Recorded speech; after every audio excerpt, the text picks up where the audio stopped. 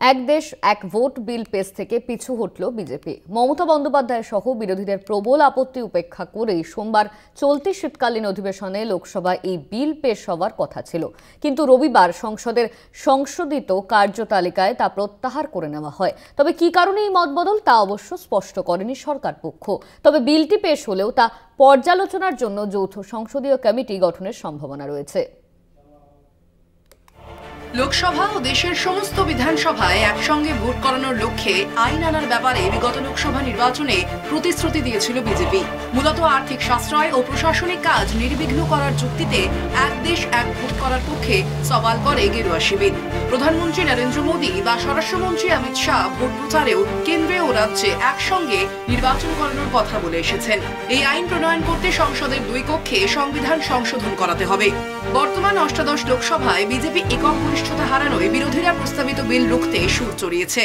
Trinamool, Samajwadi party, RJD সহ ইন্ডিয়ার বিভিন্ন শরিক দলই ইতিমধ্যেই একসঙ্গে ভোট করানোর বিরুদ্ধে সরব হয়েছে। বিরোধীদের আশঙ্কা, এই বিল কার্যকর করলে ভারতের যুক্তরাষ্ট্রীয় কাঠামো নষ্ট হয়ে যাবে।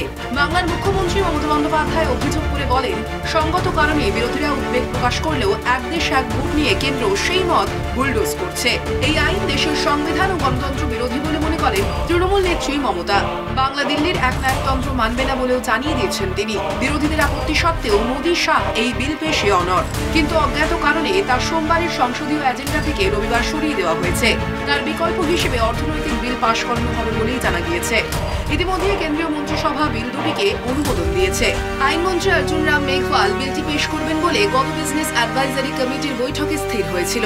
এই বিল নিয়ে বিতর্কে সংসদ উত্তাল হওয়ার সম্ভাবনা প্রবল। তড়িঘড়ি বিল এনে আইন প্রণয়নে কেন্দ্র ব্যগ্র হলেও তা পর্যালোচনার জন্য যৌথ সংসদীয় কমিটি গঠন করা হতে পারে বলে মনে করা হচ্ছে। সূত্রের খবর, এই সপ্তাহেই ওই বিল পেশ হতে পারে। কলকাতা টিভি।